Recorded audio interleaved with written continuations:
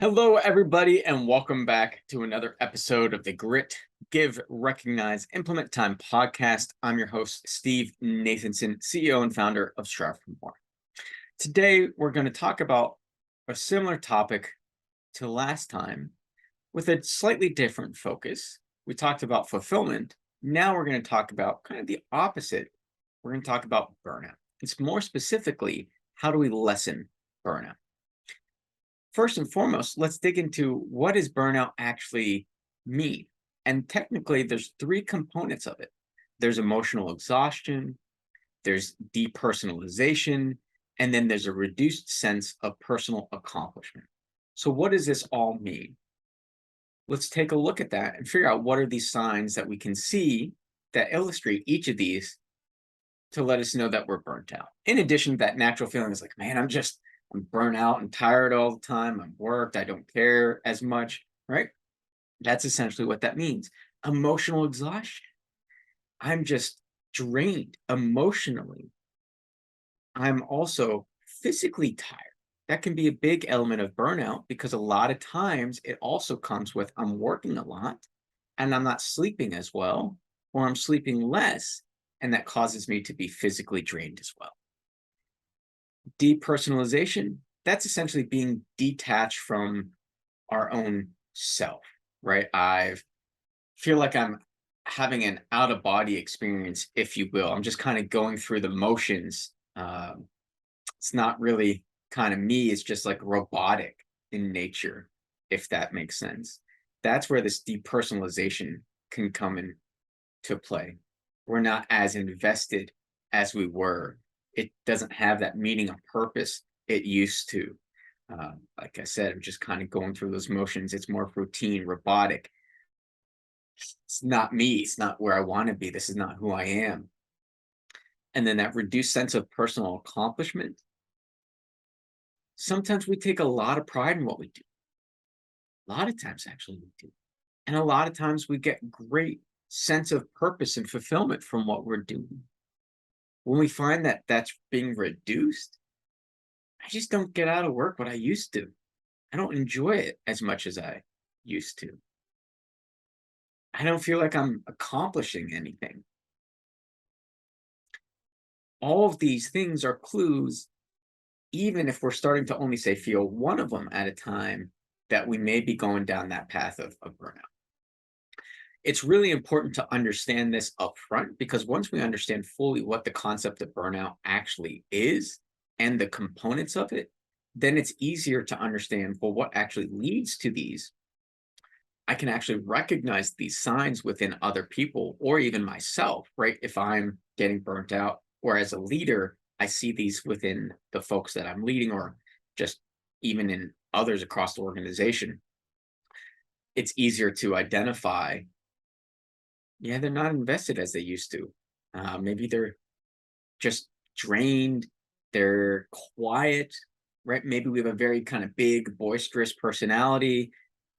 And when they start kind of being quiet, more reserved or distant, usually, right, that's a clue that there's something going on. So we can recognize this within others and then be able to lessen that. So that's where we're going to focus now, is how do we lessen that? And in order to do that, let's talk about what leads to this. Typically, one big thing that can lead to being burnt out is I just continually find that I'm just beating my head against the wall to no avail. I'm always running into the exact same roadblocks. It's never going to change. No matter what I say or how hard I try, nothing is ever going to be different. This is one of the biggest things that's going to lead to burnout, for people to not care anymore.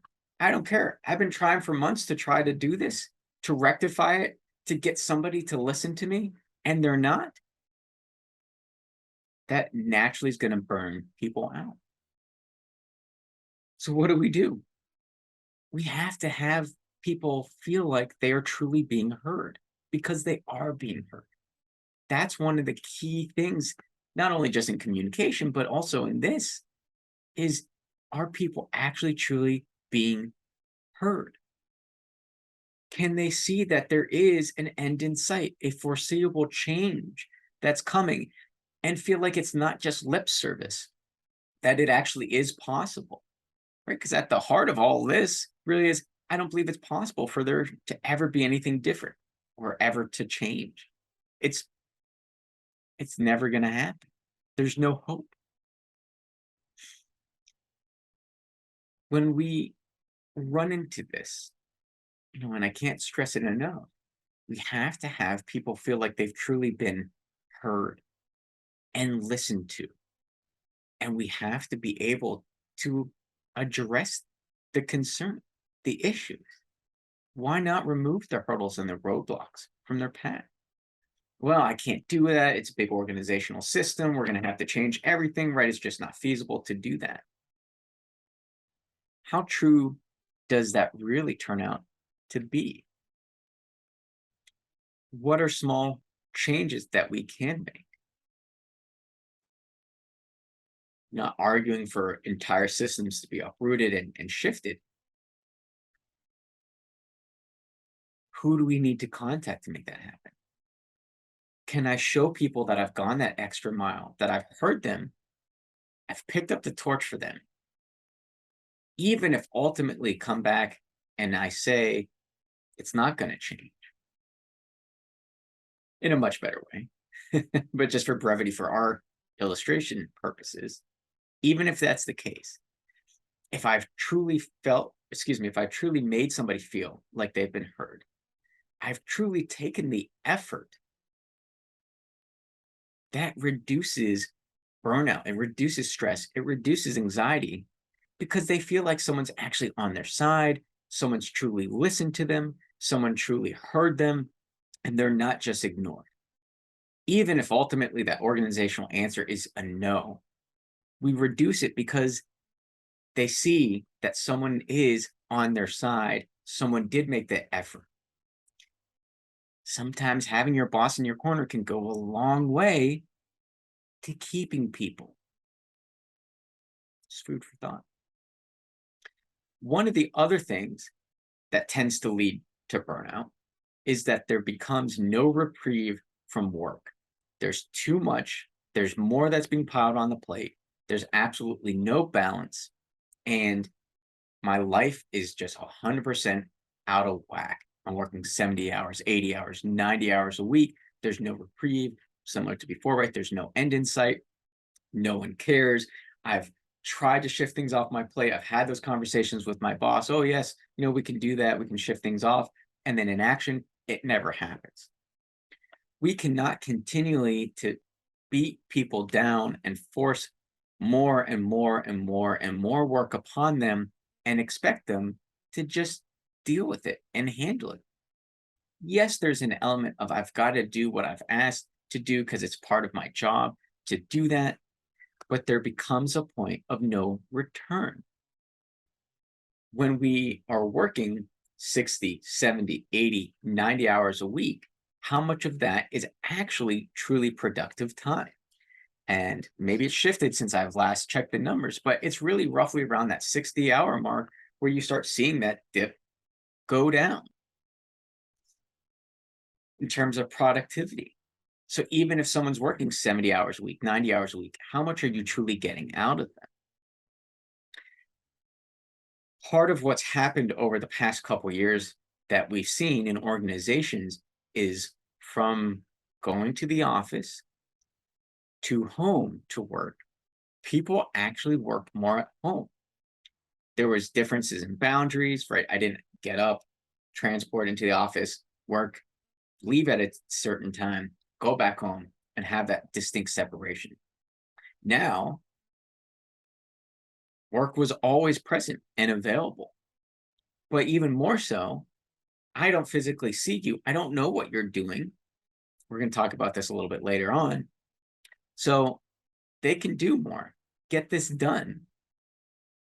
They're not working at all. They need more to do. We made a lot of presumptions. And in the pandemic, people wanted to ensure that we survived as organizations and continually overloaded their employees as well. What we saw and are still seeing as a result of that is the great resignation. People were absolutely burnt out. They didn't feel like people listened to them. They didn't feel like they had any say. They weren't being heard. There was too much work. There was no balance. There was inflexibility, no reprieve. Didn't matter how many times they had conversations. And the actual real world tangible result of that is the great resignation. That is why people are leaving organizations. And it creates a cascading waterfall effect. The more people leave, the more work that gets put on other people that then ultimately causes them to leave. And when you have a massive amount of turnover in your organization, it creates chaos. Too many people are new. It takes too long to get them up to speed. And guess what? We're not going to say hit our numbers as a sales organization. We're going to be way below quota because I'm dealing with 18 new people out of 25. That's what happens when we have too many people become burnt out and we've overloaded them with work. Part of this situation can be alleviated by reducing the workload, the expectations, making the goals reasonable. Not to harp on sales organizations, they're just an easy example.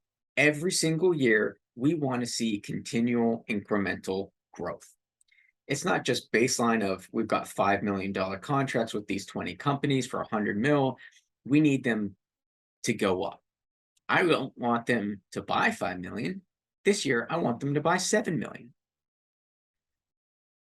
We have forced unreasonable expectations upon our organization in terms of amount of workload, capacity, and goals because of what's gone over the past couple of years. And then just certain industries like sales typically do that they want that continual growth. It again is going to lead to the great resignation because how do I do that?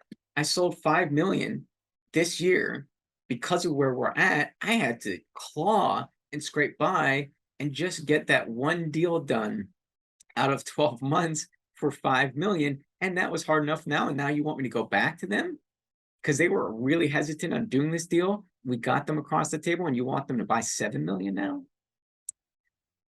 Do any of those conversations sound familiar to you as a leader?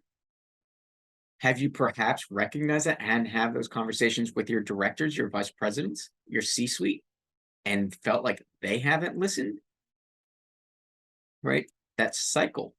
It comes into play, and it's not just about the people on the ground or the frontline managers or middle management that's going to get burnt out. It can be at every level of the organization. So taking a real hard, genuine, objective look at our organization to see what is the workload that we are expecting of people. What are the goals that we've set for them? Are they truly realistic and feasible? And I'm not arguing for no stretch goals, but when we set a stretch goal, that stretch goal has to be obtainable. I can't jump from $100 million in sales one year and expect to get to 500 million the next. Maybe I get to 120. We have to figure out what is truly feasible and reasonable. And that can go a long way to reducing burnout. Because as I said, employees really need to truly feel like they've been heard. And they need to see that it's possible and have hope. And that comes from those conversations. It comes from that recognition. And it comes from actual action and starting to implement change. This is how we reduce burnout for our employees and our organizations as a whole. So I truly hope that you've enjoyed today.